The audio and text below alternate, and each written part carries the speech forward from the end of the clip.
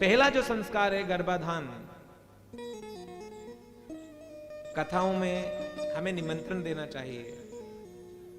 जब शादी विवाह होता है तब भी हम क्या देते हैं? निमंत्रण। उसी प्रकार जब आप कोई श्रेष्ठ संतान को जब जन्म देते हैं तो अपने कक्ष को पवित्र कीजिए जिसमें दोनों पति पत्नी शयन करते हैं, उसे पवित्र कीजिए। वहां पर अपने कक्ष में कभी भी जिसमें आप सोते हैं उसमें राधा कृष्ण का चित्र नहीं लगाना चाहिए, वो वियोग श्रृंगार है। सीताराम जी का चित्र भी नहीं लगाना चाहिए। भगवान शिव और मां पार्वती का आलिंगन वाला चित्र लगाना चाहिए। बड़े बूढ़े का फोटो नहीं लगाना चाहिए। किसी फिल्म स्टार का फोटो नहीं लगाना चाहिए। अपने गुरुजी का फोटो मत लगाओ जहां आप शयन करते हैं। जो आपका बिस्तर है उसके नीचे मोर पंख रखें। हम उस देश के, उस भारतवर्ष के लोग हैं जहां का राष्ट्र पक्षी कौन है? मोर। मोर अखंड ब्रह्मचारी होता है, वो रिलेशन नहीं बनाता, ताकि पति पत्नी में संबंध इतने मधुर हों भगवान शिव मां पार्वती की तरह। वो एक दूसरे से नहीं चाहते, एक दूसरे को चाहते हैं। इंग्लिश में एक वर्ड है एस्पेक्ट और एक वर्ड है एक्सेप्ट। स्पेलिंग एक ही है लेकिन उसमें एक्स और सी का अंतर हो गया। एस्पेक्ट माने होती है अपेक्षाएं और एक्सेप्ट माने होता स्वीकार्य।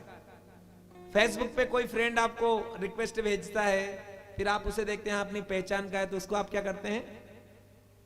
फ्रेंड रिक्वेस्ट मैंने आप एक्सेप्ट कर ली, आज से आप मेरे दोस्त बन गए हो। ऐसे पति पत्नी एक दूसरे को चाहें, एक दूसरे से नहीं। जब हम एक दूसरे से चाहते हैं कि फलाने व्यक्ति कितना अच्छा है, भगवान फलानी हमारी भाभी का भाग्य अच्छा है जिसका आदमी बहुत अच्छा है।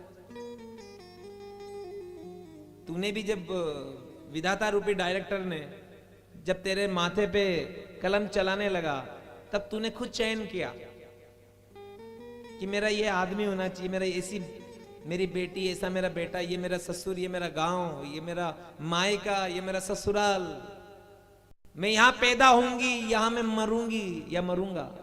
या हम खुद चयन करते हैं। आप पैदा थोड़े हुए हैं, आपने खुद चयन किया है। जिस प्रकार एक पत्रिका में आप चयन करते हैं कि कौन कौन हमारे अपने हैं, किसने हमें बुलाया और किसने हमें नहीं बुलाया, उन सबका विश्लेषण होता है। कौन गणमान्य है, कौन कौन खास है, इन सबको आप बुलाते हैं। लेकिन कुछ लोग ऐसे भी होते हैं जो बाहर बिल्ला करके खड़े हो जाते हैं, जहां भी भंडारे होते हैं वहां पे, भैया लाजो। कुछ लोग ऐसे भी होते हैं बिना बुलाए। उसी प्रकार आपके घर में भी कुछ लोग ऐसे आ जाते हैं बिना बुलाए।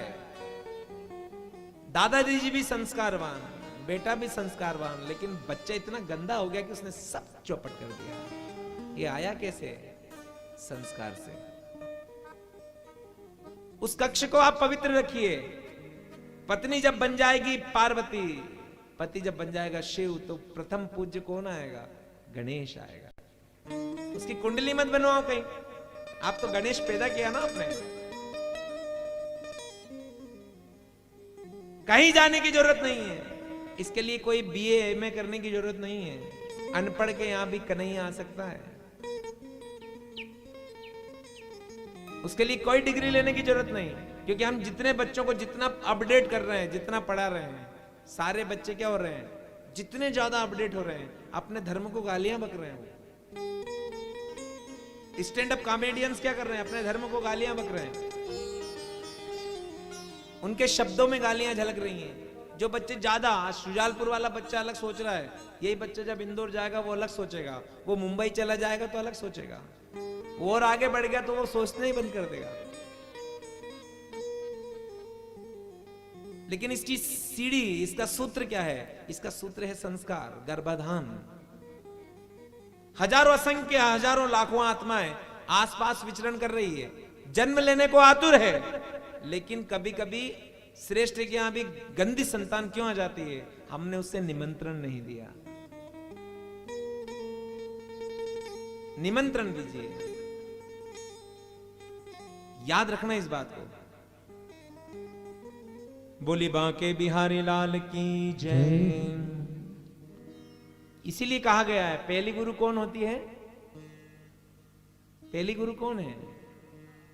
मां होती है। पहली गुरु ही मां होती है।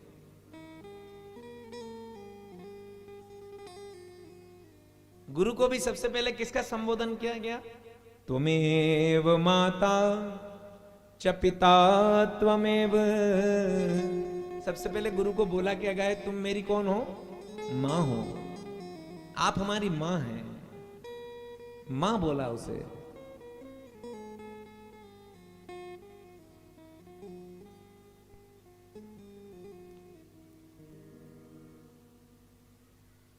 जिसकी मां नहीं होती है उससे पूछो कि मां का भाव क्या है,